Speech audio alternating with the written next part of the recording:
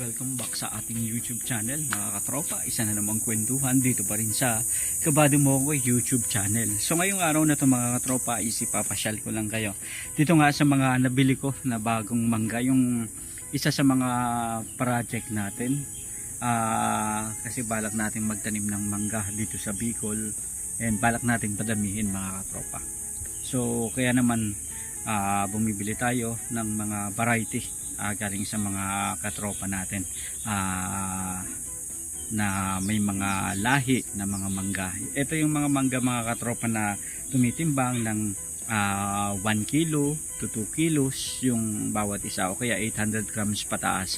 So ibig sabihin mga katropa, yung normal na mga mango is 200 to 300 grams, and ito mga katropa is ito yung mga giant mango. Kailan mga katropa, yung tatlong variety na nabili nga natin, and before may nauna na tayong nabili. So ipasyal ko muna kayo. Ito yung ginawa nga pala natin na taniman ng mga sili. So may tumubo na dito, 1, 2, 3, 4, 5, 6, 7. Ayan na sili dito sa area na to. Ayun ang gam na yung kinain natin mga katropa. Nagbaon kasi tayo kanina ng hot cake at saka tuyo. Ayan, dito tayo nag lunch. Si Our Lady of Manawag. Ayan. So galing pa to sa Pangasinan mga katropa, and balak nga nating ilagay sa manggahan natin kapag naparami na natin. Ayan mga katropa. So habang yung mga project natin ay iba, kino-compute pa natin yung mga nagastos na natin, dito muna tayo, i-tour ko muna kayo dito sa mini nursery natin mga katropa. So ito yung nursery natin dito sa baboyan natin, extended, parang integrated farming na mga katropa. Ito nga pala mga katropa, yung mga lupa, pinagsama natin yung lumi at saka sandy, tapos yung mga organic na pataba. So dito na natin pinagsama-sama. And ito nga mga katropa, yung mga naitanim na natin, ito yung mga galing mismo sa buto na in-order natin ng mga mangga. And ito naman mga katropa, yung mga sili. So medyo maliliit pa. Ayan. So may sili nga pala mga katropa na nakatanim dito malapit sa babuyan. Ayan. So sa kapitbahay natin yan. Pero eto mga katropa, eto na atin. So sana mapalaki natin na yung umano talaga sila mga katropa. So eto lang yung maganda kapag may may mga pananim, talagang nakaka-relax. So eto nga, medyo malaki na. Eto na yung isa sa pinakamalaki dito. And eto, sana tuluyan talaga silang lumago at saka lumaki mga katropa. So far meron tayong 2, 4, 6, 8, 10, 12, 14, 16, 18, 20, 22, 24, 26, 28, 30, 32, 34 na puno ng sili mga katropa. And eto nga pala, tumubo na rin yung ating santol na galing naman sa Candelaria, Quezon, dun sa sa farm naman ng kapatid ko.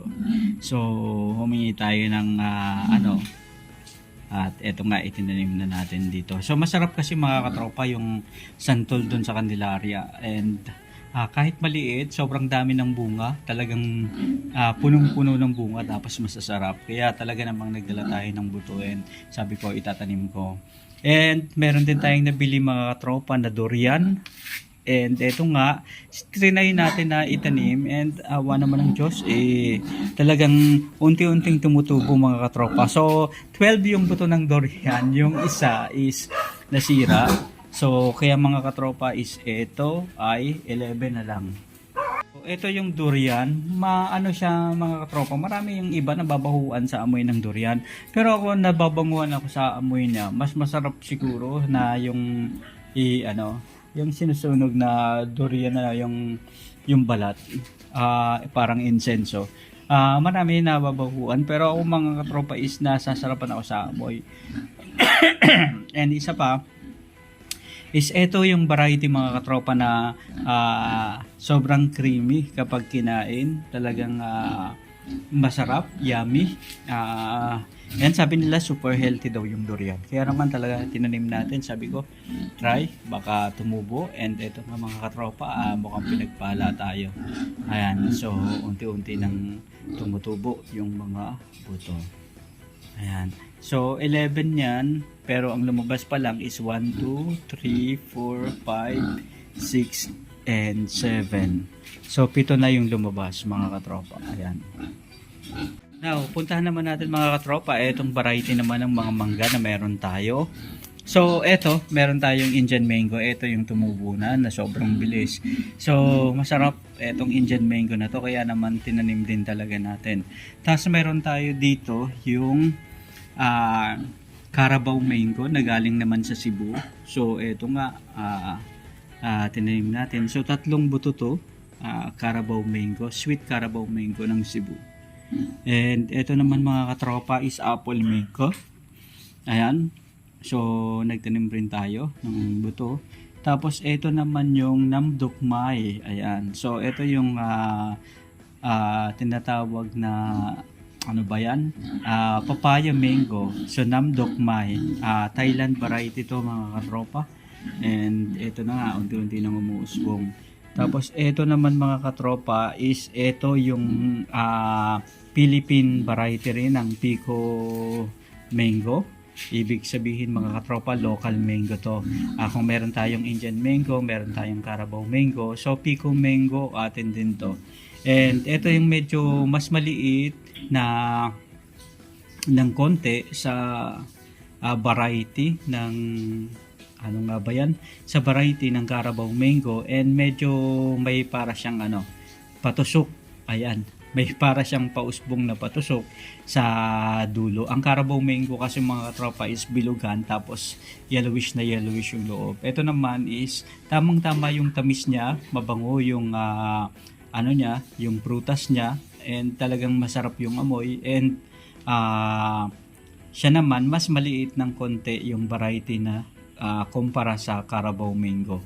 So, pero pagdating sa lasa, talagang sulit kasi nagmi-mix yung asim at saka yung tamis. Ayan, so Pico mango. So, meron tayong 5, 2, ito tumubo na. Ayan.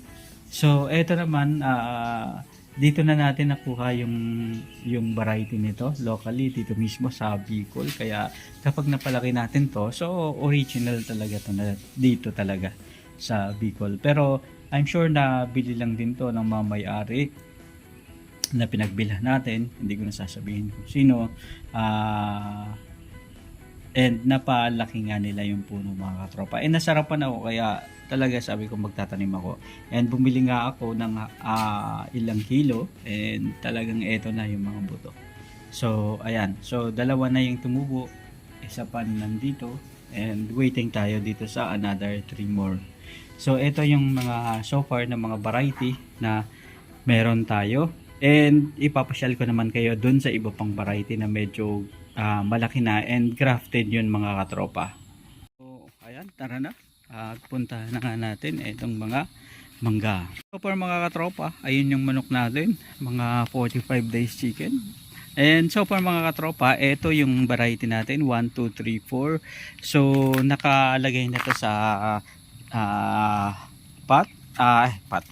sa black bag, and palalakihin pa natin ito bago natin ilipat sa magandang lalagyan mga katropa. So ibig sabihin mga ilang months muna sila na ganyan, and bago natin sila bilhan ng sarili nilang lalagyan. Ayan. So ito mga katropa yung papaya mango na kilala rin sa tawag na namdukmay. Ito mga katropa is more on Thailand variety, yung mga ganito na plants. Ayan, na mga mango tree. And ito nga, meron pang isa na bagong tubo. So, mga Thailand variety yung ganito mga katropa. And ito yung pinagsamang US mango at saka local mango ng Thailand. And ito nga yung nagresulta, yung namdukmay mga katropa. So medyo pahaba ito, and tinatawag rin itong miracle fruit, miracle mango mga katropa. Ayan. So pinaglinya-linya ko lang muna sila dito kasama ng mga sili. Ito. And itong variety na to mga katropa, ito yung Gimara sa mango. Ayan. So pinutol ko muna mga katropa yung mga sanga yung mga yung mga dahon, kasi nga medyo na ano yung dahon nila sa transit at saka sa matagal siguro na display. Yung nagkaroon siya ng mga ganun mga katropa. So titingnan natin paano kaya gamutin yung mga ganyan mga katropa, ano. And grafted din to mga katropa, and magandang variety rin ito. So isa ito sa mga matatamis na mangga, and malalaki yung mga mangga na ito mga tropa. Ito actually yung tinatawag na Sweet Elena ng Guimaras mga katropa. Actually sabi nila galing daw sa Zambales yung original ng Sweet Elena, pero famous talaga mga katropa Guimaras. And ito nga yung Sweet Elena natin na tinatawag rin o famous rin na kilala sa Guimaras sa mango. And by the way mga katropa, ito nga pala yung sinasabi nila na isa sa pinakamatamis na mangga sa buong mundo according sa Guinness Book of World Record. Yan mga katropa, yung 1995. And nag-average ito mga katropa ng ang price nito sa market is 150 to 300 per kilo. And usually since mga malalaki ito, talagang magagandang mamunga. So yung iba ine-export ito usually 600 to 1,150 kapag ine-export yung mga bunga ng mga ganito mga katropa. And alam naman natin na kapag sinabi natin na dito sa Pilipinas, kapag sinabi nating sweet, matamis, and what more pa kaya kapag international na yung nagsabi na ito yung pinakamatamis at pinakamasarap na mangga sa buong mundo. And base na rin yan sa Guinness World of Book Records. And sabi ko nga mga katropa, ito yung Sweet Elena natin. Ayan. So sana mapalaki natin mga katropa, at sana dumami pa yung mga sanga para grafting din tayo mga katropa later on. So ito naman yung susunod. Ito naman yung susunod is yung tinatawag naman na Golden Queen, Giant Golden Queen Mango mga katropa. So dito mapakapansin-pansin din naman talaga mga katropa na sa ano pa lang, sa leaves pa lang, sa dahon pa lang is malalaki na kumpara sa ibang mga mangga. And maliban dyan mga katropa, kapag pinisil mo yung piniga mo or hinati mo yung dahon and kinunot mo sa yung kamay, amoy na amoy mo talaga. Dahon pa lang mabango na. So ito yung variety na tinatawag na Golden Queen Mango o Yuen Mango. Galing ito mga katropa sa Taiwan. Ito yung usually mayroong yellowish na reddish mango, and nag-average ito ng 1 to 2 kilos bawat isa. And actually develop ito mga katropa sa Taiwan. Taiwanese yung nag-develop ng mga mangga na to, and talaga namang super ganda. And sana mapalaki rin natin at mapadami natin yung puno ng mangga na to. So meron tayong Thailand variety na tinatawag na Namdokmai, and meron din naman tayong galing sa Taiwan naman, etong Golden Queen Yuen Mango mga katropa. And yung susunod naman natin mga katropa is yun namang sunod natin na variety mga katropa is ito naman yung Katimon Mango. Katimon letter C. Mayroon kasing variety din dito sa Pilipinas na Katmon naman ang tawag. So ito mga katropa is Katimon Mango. Original din to sa Thailand mga katropa. So maganda ring variety to kasi isa ito sa tinatanim at binibenta sa Thailand yung ganitong klase ng mangga mga katropa. So eto nilagyan nga natin ng kawayan para at least masiguro natin na talagang medyo lalaki ito. Although grafted siya mga katropa, and alam naman natin kapag grafted is talagang hindi pang malakihan yung ano nito, di ba?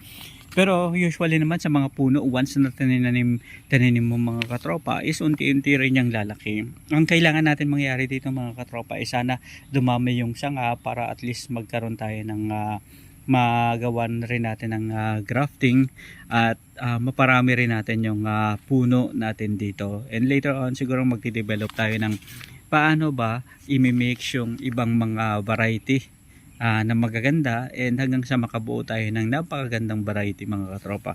So far eto, meron tayong Thailand, meron tayong Taiwan, and meron tayong Sweet Elena. Ang Sweet Elena raw, sabi nila na galing sa family ng mga Carabao mango na dinevelop lang, at ngayon nga ay tinatawag na Sweet Elena.